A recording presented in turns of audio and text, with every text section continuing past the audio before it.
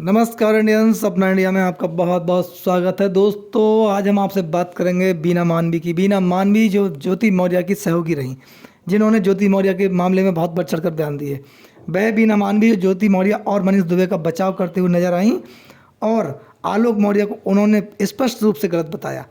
क्या ज्योति मौर्य और मालती चौहान का मामला एक जैसा है? क्या ज्योति मौर्य का जिस प्रकार कृत्य है सेम उसी प्रकार ने जो घटना घटी मालती चौहान के मामले में, वो बिल्कुल सेम घटना है। लेकिन बीना मानवी तनु पाराशर के मामले में बोलने से बचती रहीं और आज तक उन्होंने तनु पाराशर का कोई किसी प्रकार का सहयोग नहीं किया। लेकिन जैसे ही मालती चौहान का प्रकरण निकल के आया, उसमें बीना मानवी ने बहुत ज़बरदस्त एंट्री ली।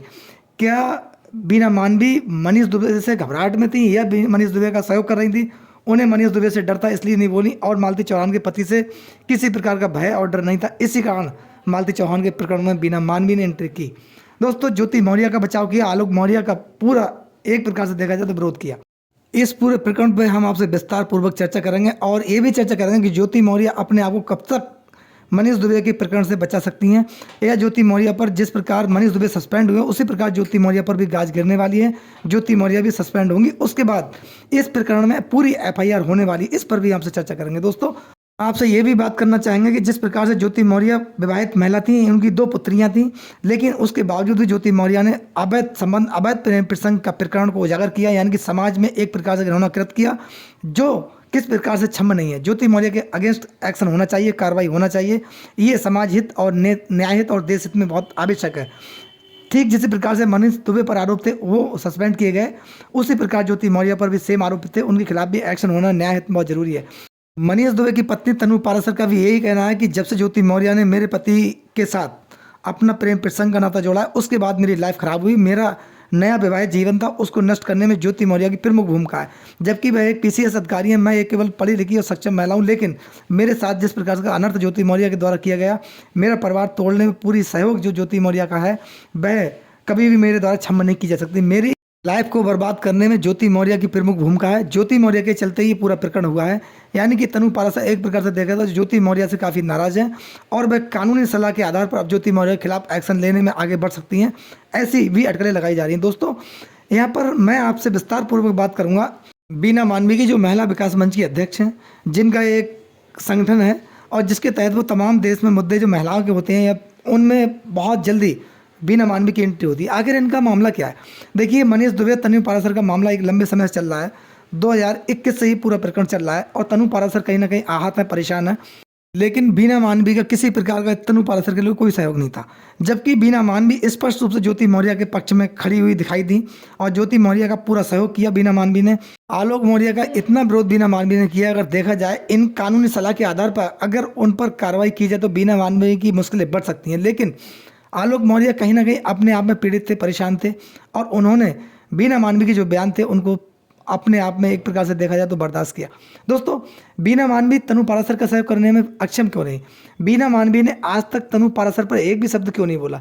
क्या वो महिला नहीं थी? वह एक पीड़ित महिला नहीं थी? लेकिन बीना मानवी ने तनु पाराशर का पक्ष नहीं किया, बल्कि मनीष दुबे का एक प्रकार से देखा जाए बचाव किया, मनीष दुबे का सहयोग किया। क्या था? मनीष दुबे के प्रकरण में बोलने से पहले बीना मानवी को हिम्मत चाहिए थी। ये मेन बात है, क्योंकि बीना मानवी को हिम्मत इसलिए चाहिए थी, मनीष दुबे एक होमगार्ड कमांडेंट और एक आईपीएस अधिकारी हैं, उनके खिलाफ बीना मानवी को बोलना महंगा पड़ सकता था। ज्योति मौर्य के खिलाफ बोलना बीना मानवी को महंगा पड़ सकता था। लेकिन आलोक मौर्य एक कमजोर कड़ी थी, इसीलिए आलोक मौर्य पर डटकर प्रहार जो था वो बीना मानवी ने किया। दोस्तों, बीना मानवी अपने आप में कोई एक अधिकारी हैं क्या, या कोई सरकार की नुमाइंदगी कर रही हैं?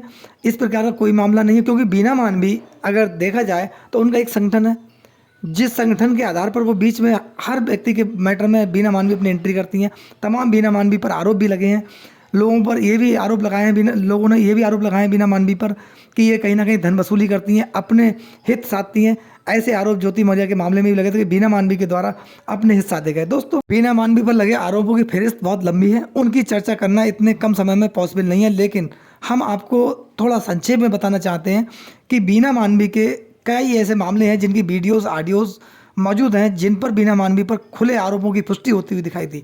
दोस्तों, देश में तमाम ऐसे महिलाओं के प्रकरण हुए हैं जिनमें बीना मानवी ने बेवजह बिना बुलावे पर अपनी एंट्री की है। जिसका विरोध बीना मानवी को झेलना पड़ा है। लेकिन हम ये कहना चाहते हैं, बीना मानवी अगर समाज हित में और महिलाओं के हित में अगर अपना कदम बढ़ा रही हैं, तब उन्हें भेदभाव नहीं करना चाहिए। चाहे वह कोई बड़ा हो, चाहे कहीं भी छोटा हो, चाहे मजदूर हो या फिर उच्च पद पर बैठा हुआ हो, कोई भी हो, अगर वो महिलाओं को प्रताड़ित करने का काम कर रहा है, तब बीना मानवी को समान भाव से जो है उसके खिलाफ कदम बढ़ाना चाहिए और उसके खिलाफ एक्शन लेना चाहिए। क्योंकि महिला सुरक्षा की जहाँ वो बात करती हैं, ऐसे में सभी महिलाओं के साथ एक रूपता जैसा व्यवहार बीना मानवी के द्वारा दिखाई देना चाहिए, ना कि पक्षपात के रूप में। दोस्तों, ये पूरा प्रकरण एक ऐसा ही है मालती चौहान का। मालती चौहान और ज्योति मौर्य का प्रकरण मैंने आपसे चर्चा भी की थी, बिल्कुल समान है। लेकिन मालती चौहान के मामले में बीना मानवी ने बहुत बड़ी ज़बरदस्त एंट्री की। उनके बयान देखिए आप, उनकी तमाम ऐसे बयान हैं जिनमें बीना मानवी अपने आप को एक जांच अधिकारी जैसा महसूस करा रही हैं, जैसे उन्हें सरकार ने नियुक्त करके भेजा हो। आप जाइए मालती चौहान के पूरे प्रकरण में अपनी बात कहिए और जांच कीजिए और देखिए कौन दोषी है कौन निर्दोष है, उसके बाद हमें बताइए। इस प्रकार के बीना मानवी के बयान हैं। दोस्तों, यहाँ पर है क्या, मैं आपसे इसीलिए पूरे प्रकरण में बात करना इसलिए चाह रहा हूँ कि बीना मानवी का इसमें पूरा रोल क्या है। ऐसा है, मालती चौहान एक बहुत बड़ी पावरफुल महिला नहीं थी, या उनका पति और जिस पर आरोप लगे वो एक, भले ही अब उन्होंने सोशल मीडिया के द्वारा पैसा कमा लिया हो, लेकिन वो एक देखा जाए तो मालती चौहान के पूरे मामले में जो लोग दोषी हैं या फिर जिन पर उंगलियां उठ रही हैं, वो सभी पहले गरीब वर्ग के लोग थे। दोस्तों, यहाँ पर बीना मानवी को एंट्री करने में कोई देरी नहीं हुई। क्यों? कि यहाँ पर बीना मानवी कोई भय नहीं है, इनसे कोई डर नहीं है, कोई किसी प्रकार के एक्शन की उम्मीद नहीं कि ये लोग हमारे खिलाफ कोई स्टेप उठा सकते हैं या फिर कोई एक्शन ले सकते हैं। इसीलिए बीना मानवी ने बिना भय के, बिना दहशत के इसमें एंट्री की और बेखौफ अपने बयान दे रही हैं। दोस्तों, इससे क्या मालती चौहान को न्याय मिल सकता है? मालती चौहान का क्या भला हो सकता है? अगर दोषी है, इस मुकदमे में FIR हो गई है, जो दोषी है उसके खिलाफ एक्शन होगा और जो विवेचक महोदय, जो सरकारी कानूनी व्यवस्था है उसके तहत जो जांच में दोषी पाया जाए उसके खिलाफ एक्शन भी होगा और कोर्ट उसको सजा देने के लिए सक्षम। यूट्यूबर मालती चौहान के साथ जिस प्रकार से घटना घटित हुई, उससे हम लोग भी आहत और दुखी हैं, लेकिन कानूनी एक व्यवस्था है, उसका भी पालन करना बहुत ज़रूरी है। दोस्तों, हमारे देश के अंदर पाश्चात्य सभ्यता का बहुत बड़ा असर पड़ रहा है। हम लोग अपनी संस्कृति को कहीं ना कहीं भुलाने का काम कर रहे हैं। इस पर भी विचार करने की ज़रूरत है, जो कि समाज और देश हित में बहुत आवश्यक है।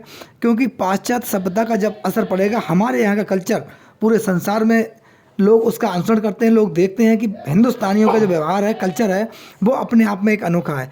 महिला सम्मान हमारे देश में सर्वोपरि है, लेकिन कुछ महिलाएं ही महिलाओं की विरोधी हैं।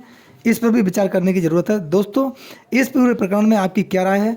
अपनी राय हमें कमेंट्स बॉक्स में ज़रूर दें और आपके प्यार और सहयोग के लिए हम आपके बहुत बहुत आभारी हैं। अपने परिवार और अपने आप को शिक्षित करने में कोई कमी न छोड़ें। अपने परिवार का बहुत ध्यान रखें। नमस्कार, जय हिंद, जय भारत, धन्यवाद।